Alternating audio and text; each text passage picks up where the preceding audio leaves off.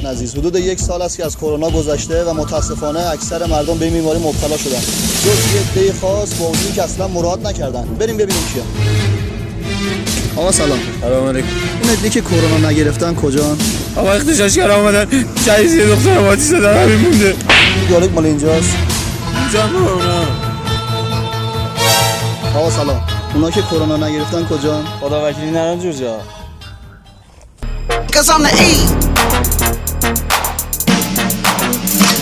Cause I'm the E.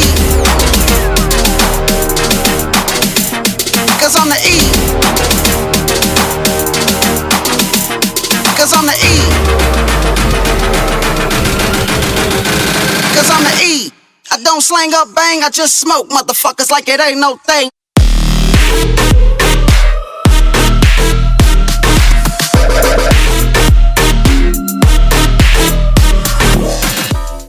معتادانی میگیرن.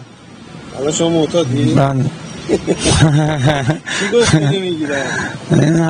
این همه معتاد هیچ که نگرفته، ما که ندیدیم. اینا رو اول همینا رو گرفتن، بردن دیدن اینا همه دارن اینا ندارن.